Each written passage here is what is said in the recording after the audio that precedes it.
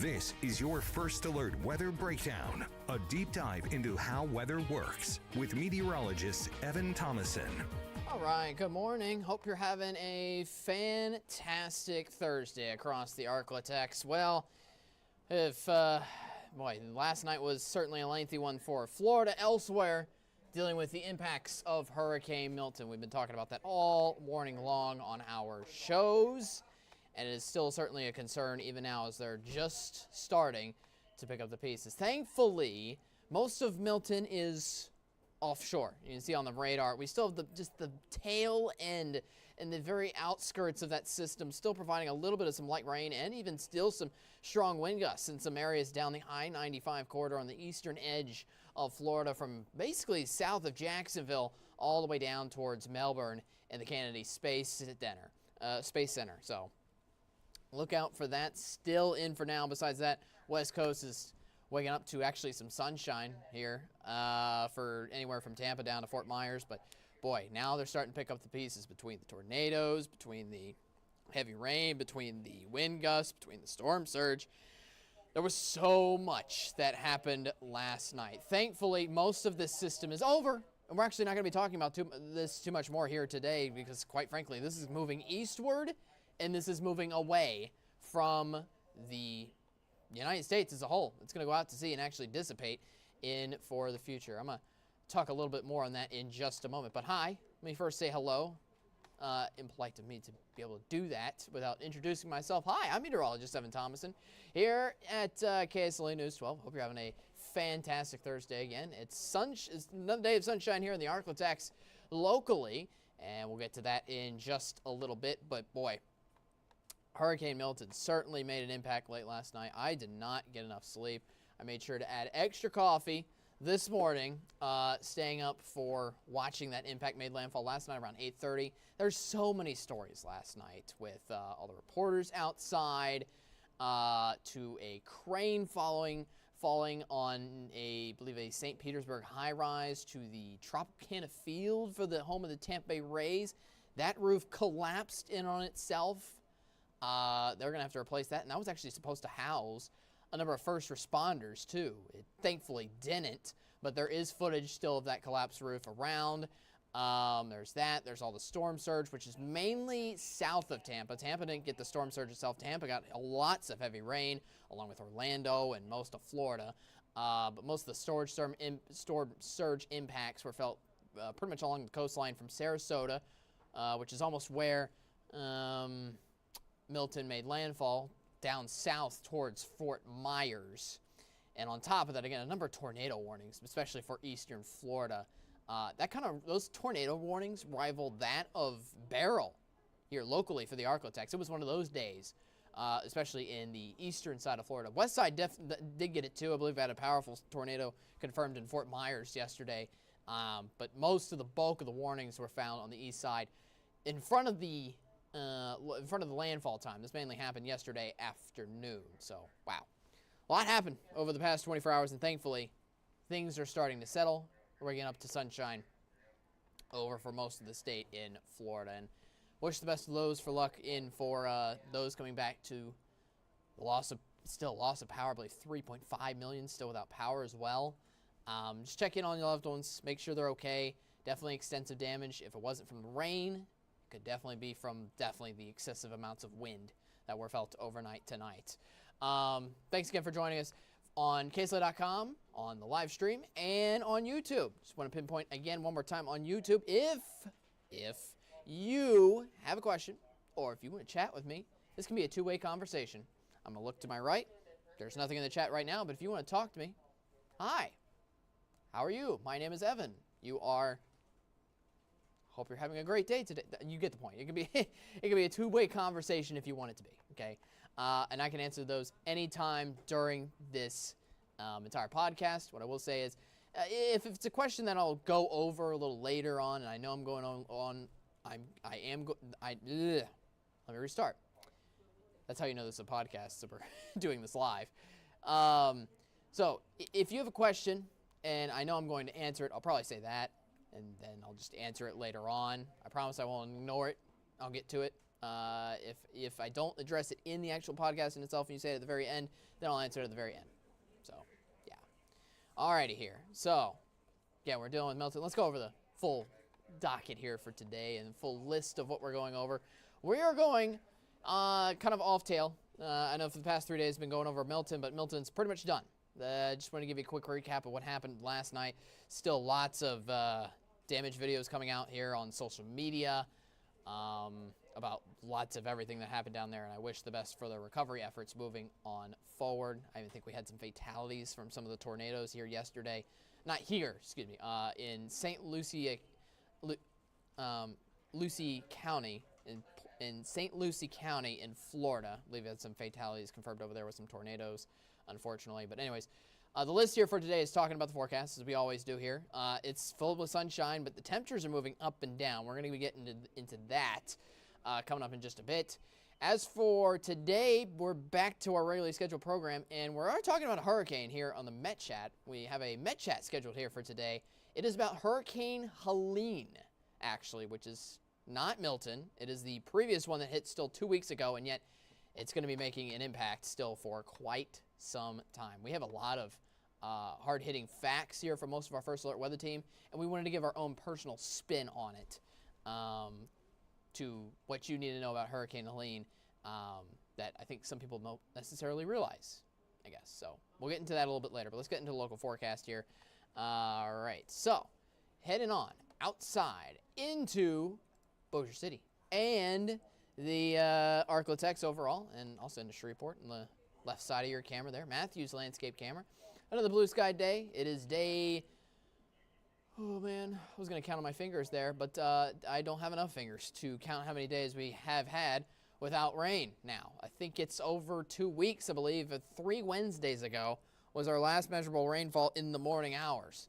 I remember that day covering rain live on this podcast as well, and it's been a whole lot of nothing since. A whole lot of dry, barren weather. Now, again, that's not the only thing to talk about here for the day today. We actually have a solid amount happening in the other department, our temperatures. It is going to be a roller coaster here over the next week.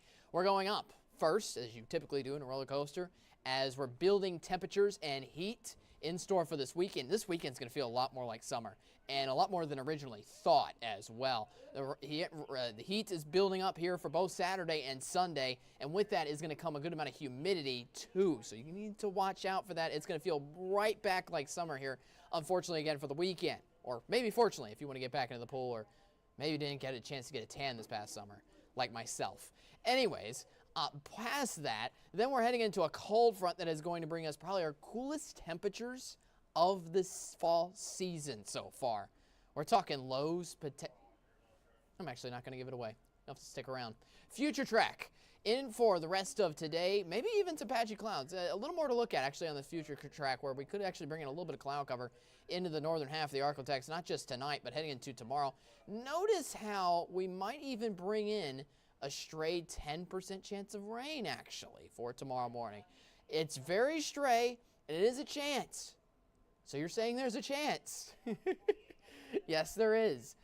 Mainly across pretty much those exclusively only for those around Mount Pleasant and southeastern Oklahoma are looking at a chance of rain early tomorrow morning. The rest of us are going to stay completely dry, and overall we're staying dry here heading into the weekend and also through the weekend. Now, we'll explain the change here in a moment, but I think you get the picture here. No rain here over the next several days. All right, here's our up-level pattern of what's happening. High pressure is going to be nudged in here into the Arklatex over the weekend. Notice how it travels closer to us. It's also amplifying itself to us as well. That helps to build in the heat and a little more humidity back across the Arklatex. We remember our high pressure well from the summer that gave us hot heat and a little bit of humidity left. But look up to our north and east.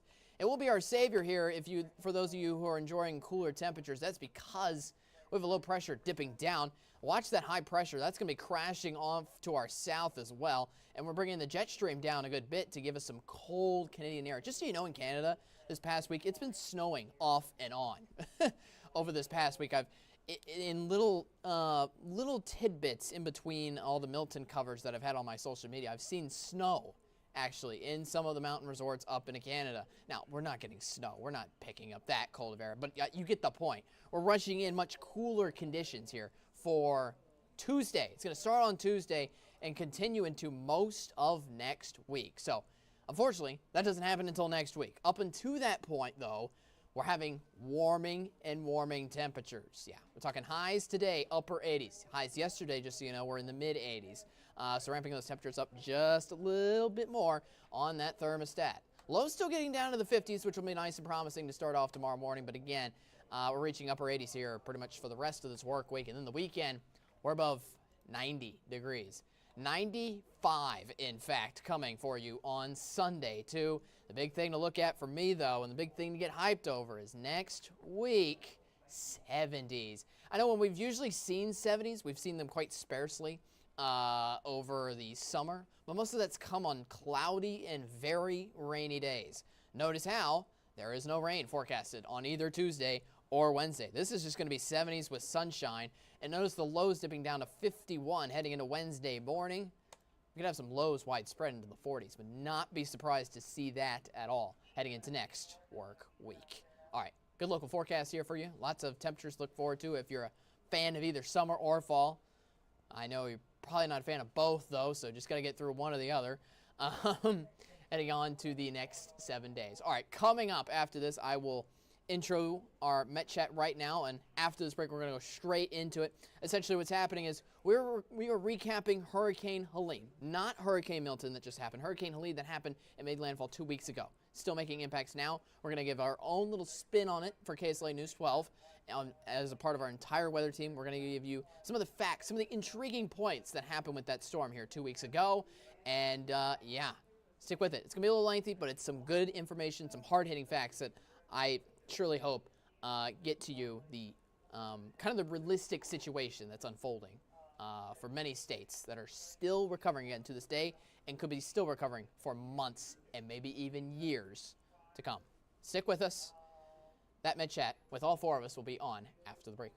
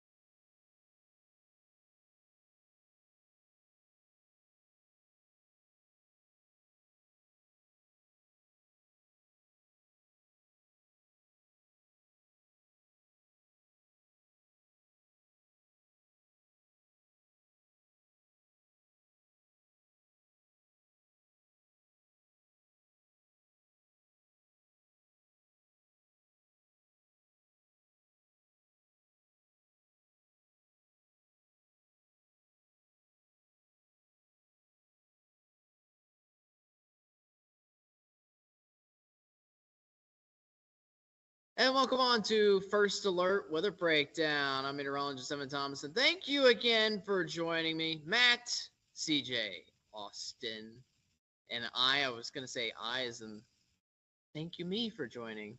Anyways, hope you're having a great day for today. Shout out to the people who called our hurricane season a bust. You remember back in August how quiet it was? Yep. Oh man, did it turn on? That is Yeah. quite Had the unfortunate. turntables. Yes, Yeah. it's quite unfortunate though, to put it simple. And one storm we're going to talk about in particular for today is Helene.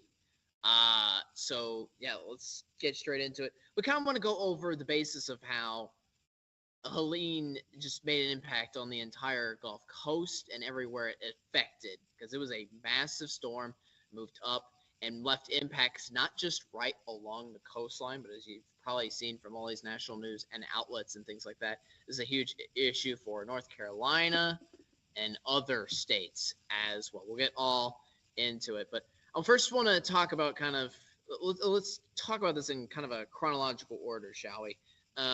This formed in the Caribbean Sea, I believe. Believe it or not, in the Arklatex, we had our last measurable rainfall from the cold front that basically pushed Helene away from the Arklatex. I don't know if you remember that. That was actually 2 Wednesdays ago. Yeah, so it's almost been 2 weeks since Helene has hit initially, and that cold front with that rain pushed Helene into North Florida. And before that, it strengthened up a good bit in the Gulf of Mexico. Matt, did you have some pointers on that or something around that? Oh yeah, no, I was just gonna say, Helene definitely was. I think some big calling cards of Helene. Number one was its huge size, because I believe it was one of the largest as far as size wise that had been recorded in the Gulf. It was a huge, huge storm, and so that was the main thing. The main issue with it in the Gulf is it was so large. It was Category 4 when it made landfall. However, with the huge size of it, it did create quite a bit of storm surge far away from the center. I mean, even places like Tampa, St. Petersburg had record storm surge, and they were like 100 miles away from the center. And there was record storm surges all up and down the coast. Cedar Key, I know it destroyed quite a few homes there, and it was just the sheer size of it created quite a surge. And then I'll let the other guys kind of take it from there in just a second. But another big thing that I think we can learn from Helene is just the fact that you don't have to be on the coast to be severely impacted, because folks like as far away as Asheville and well up into Carolinas and I believe Tennessee and maybe even farther north, but they were severely impacted and almost were. I feel like the people in North Carolina were almost impacted worse than places that were right at the coast. Mm-hmm. Oh, yeah, it's that was the big that was a talking point that I saw, but it wasn't really discussed very deeply in the lead up to the storm, because we know the Helene kind of combined with another low pressure system, and that's when it started dropping all that rain on the Appalachian region of the United States. So that'd be northern Georgia, eastern Tennessee, eastern Kentucky, western North Carolina, South Carolina, western Virginia. Not West Virginia, but they were impacted too. But western Virginia. Just want to make sure that's clear for everyone at home. I mean that they pretty much. I haven't looked at like straight up statistics, just the raw numbers, but I wouldn't be surprised if they got like 6 months worth of rain over the course of like 4 hours, or 4 hours, 6 hours, and all of that region it's hilly, it's mountainous, it's so that's when landslides started, and they didn't stop, and Asheville got really really bad messed up, along with what's it called? Chimney Rock, I think, is what a particular place in North Carolina is called. They got hit really, really, really bad. An interesting story I saw not too long ago, an Asheville resident owned a Rivian truck that got like swept away, uh, traveled miles, and they found it, and it still worked. uh, Dry on the inside, bone dry on the inside. It was submerged. It was caked in mud. So like I saw that and I'm like, that's crazy. But Appalachia got hit real hard, and there's been the stories about how they've been trying to get aid, and it's a it's a testament to how that region is set up, because there aren't a whole lot of interstates that drive through it. Mm-hmm. Um, it's hard to get aid out there. We saw the mule caravans, and that's not surprising at all. Appalachia's got a lot of rebuilding to do, and hopefully this is something that I would like to never see again. A very, very, very insane situation. Well, and the interstates are supposed to be. I read somewhere that those main interstates, like I-40, I think is one of them. They're supposed to be closed. At least something I read said they could be closed all the way through 2028. Oh, So yeah. That particular storm. I mean, it's at a crossroads for that region. It'll never be the same. Like that. In the same vein of that wildfire that destroyed that city in Hawaii, it will that it, Hmm. like they got to restart pretty much from the beginning. A lot of those communities. So, Yeah. um, it's not something that a lot of people expected because Appalachia, that's not going to be affected by a hurricane, and then it is. right. Um, Yeah. because of just the perfect storm. And we can discuss Fujiwara effect. I mentioned that on air. That was not something I expected to talk about on air because I even had to look it up and make sure that I knew what I was talking about. But um, we can dive into that and how I never expected to actually discuss that on TV because it's just one of those weird things that never gets discussed because it almost never happens. Right. Right, definitely. The Fujiwara effect was something we have all learned in school, and we all did not expect to talk about. But it does happen. It definitely does happen. It's one of those things that we have to grab in the back of our brain and be like, "Oh, I know what this is," and I'm gonna tell you guys about it. So yeah, that definitely happened with Helene, and it started spinning around in the middle of the eastern United States, and that's what dumped most of that rainfall to eastern Tennessee and the regions that Austin explains in western North Carolina as well, and brought torrential rainfall that fell not only from the mountains but from Helene as well, and the Fujiwara effect also. So definitely terrible what has happened to them, and I hope they continue to recover from it. Good thing is that the new storm Milton is not going to be affecting those areas. The more inland is mainly going to be affecting Florida, but yeah, it definitely sucks to hear about that, and definitely sucks to experience it as well. I mean, it's absolutely wild. You're talking about, as Austin was saying, you're talking about communities literally building from step one, like as if we're back in the 1800s and they're Mm. just settling the land again, essentially. And these It's areas bad. are just so hard to get to. They're Yes. hard to get to. They're very rural, very remote. Like Right. we there's a lot of negative um stereotypes about eastern Kentucky, eastern Tennessee, western North Carolina, but these are communities that are real tight knit, and these are communities that do a lot of stuff for the country. I mean, this was at one point the coal mining capital of the country. Appalachia was. Um, so it's an even different it's an even worse situation because of the area. If this happened in the middle of the Midwest, it wouldn't be nearly as big of a problem. No. The terrain's different, Right. easier to get to. I mean, we're talking roads that are non-existent at this point, Well, right. And along those gone same lines, completely.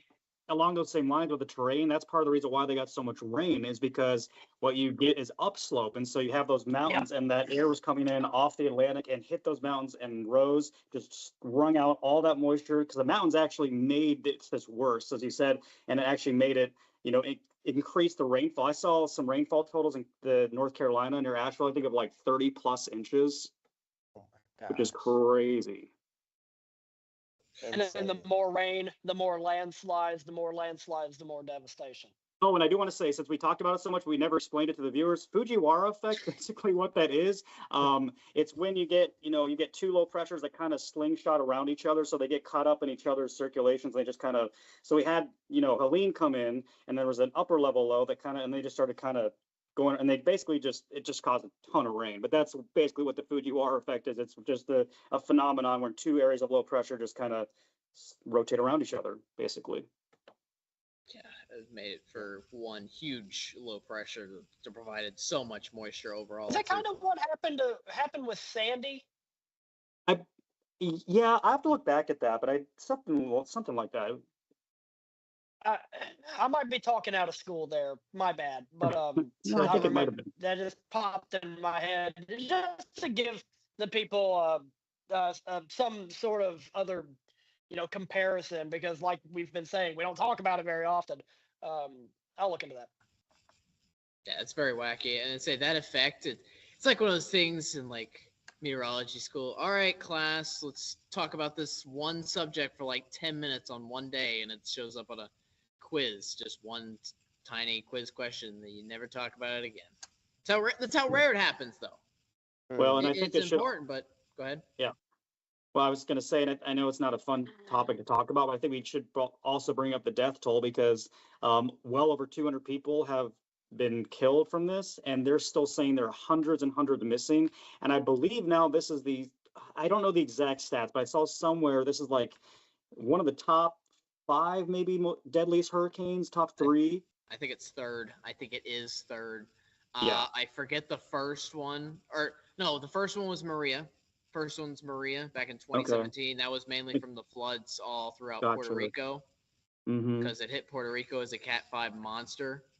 Mm. And then the second one was Katrina, Katrina. Yeah. which I had lived through, and probably most other people, or a good amount of people who have listening to this had some effect on that. So, yeah. Mhm. Yep.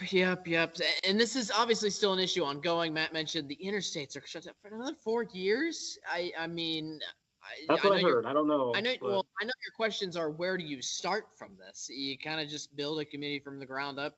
I know there's still emergency supplies going into this. They're still in recovery mode rather than mm-hmm. rebuilding mode, so to speak. It's still processing like the initial shock rather than, I guess, I don't know, Yeah. trying to go beyond for now. It's very strange and it's unfortunate as well. And one other thing I wanted to mention is keep in mind the vast amount of impacts this did provide beyond the western edge of North Carolina.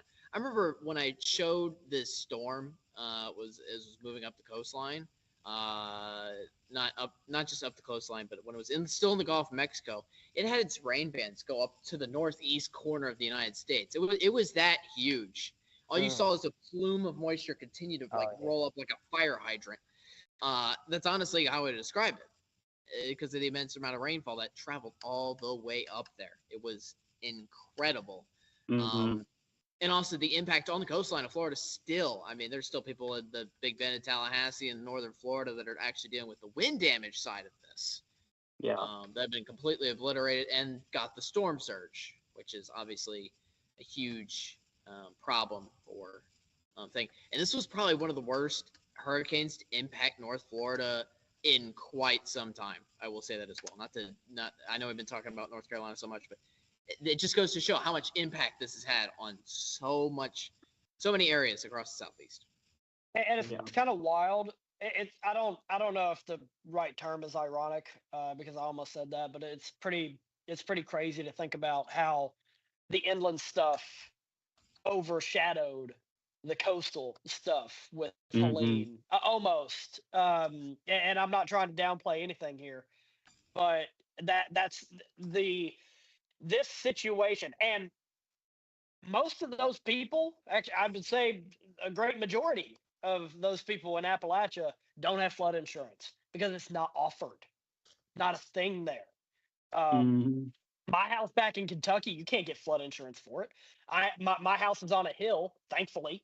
Um, but you so like they're dealing with it with no flood insurance because it's not even a thing that's offered, and it's not often that a hurricane, the coastal areas of a hurricane of a storm like that, gets overshadowed by what happens farther inland. Appalachia's far away from the coast. So it was an unfortunate perfect storm of terrible things that ended up happening that we're going to continue talking about for years to come easily. Mm-hmm. Years, not just months, not just weeks. It's just something to stress out. It's really unfortunate. believe us and our KSLA news page, correct me if I'm wrong, I believe we have a link on the Salvation Army, I believe somewhere on our website that people can go click and easily donate money. It's probably the best thing to do. It's the easiest thing to do, obviously, rather than traveling out there, because I know most of you can't physically do that. But yeah, just help in any way you can. Or we just want you to have this on your brain, because my if heart you're goes out able to those people. willing to, donate blood if you can. And if you can't do that, donate money if you can, because they need it. They need it real bad.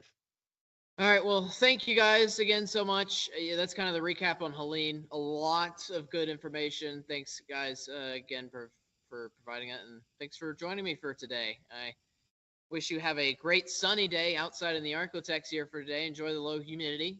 I have it for the next several days, and yeah, we'll all talk to you later. Peace out. Goodbye.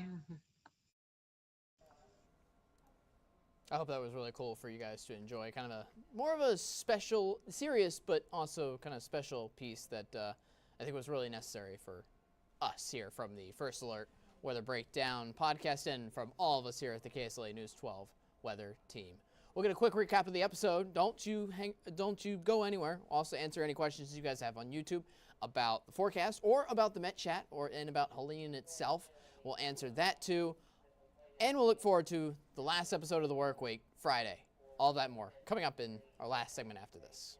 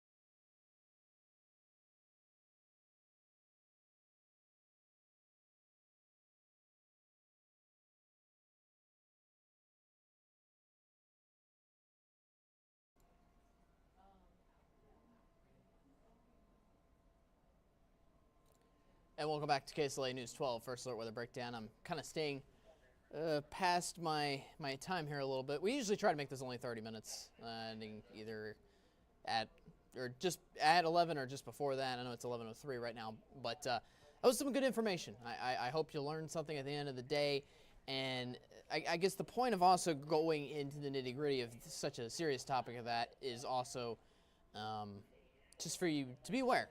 Be aware of the situation going on over there.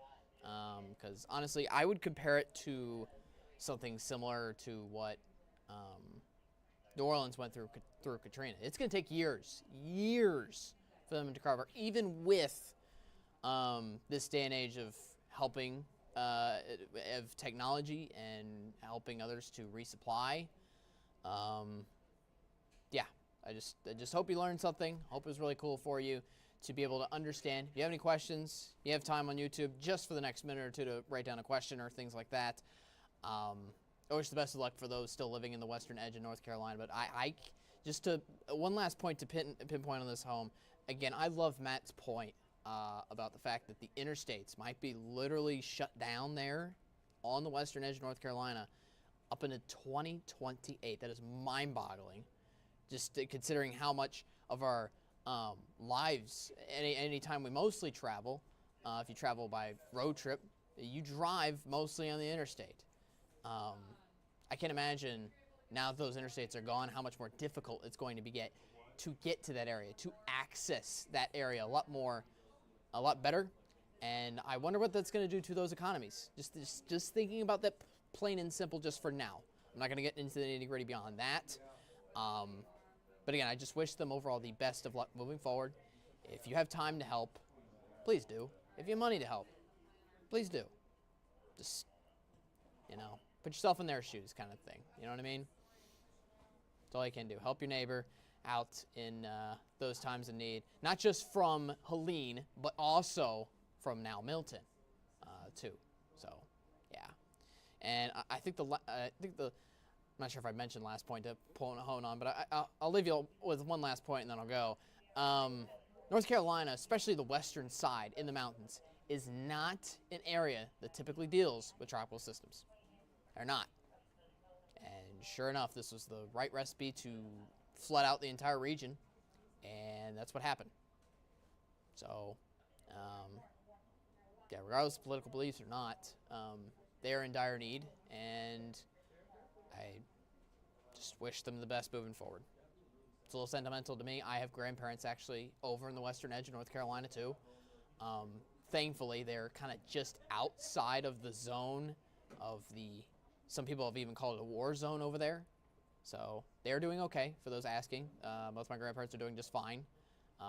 Loss of power, obviously. They still have resources, though, which was good, but didn't deal with as much of the flooding effects as certainly everybody else has. And I've been able to reach out to them. In fact, I called them last night, and they've been doing just fine. And if you're watching, pop up in Darlin. That's what I call them as well. Love you guys. Appreciate it. All right, we'll end and wrap up this episode. Thank you very much for watching KSLA News 12 First Alert Weather Breakdown. If you have a topic you want us to discuss, today's topic obviously was on Hurricane Helene and recapping that. If you have something you want us to discuss about, we can discuss Milton in the future, or anything you want us to discuss, send it to us in an email, weatherbreakdown@ksla.com. You can also message any of us on Facebook or any of us at the First Alert Weather Team. Just so you know, case in point, somebody messaged CJ just a few days ago, and we're going to add their topic. I'm not going to give it away yet. We're going to add their topic to the schedule here for next work week. As for tomorrow, we still have one more episode, one more day of the work week to get through besides today. Tomorrow, we're going over a sports forecast. It's the weekend. Last weekend's sports forecast on Friday was honestly a little lackluster. I'm going to be honest. There was a lot of teams on bye week last weekend. That included LSU, LA Tech, Grambling. All three of those teams decided to take a vacation at once.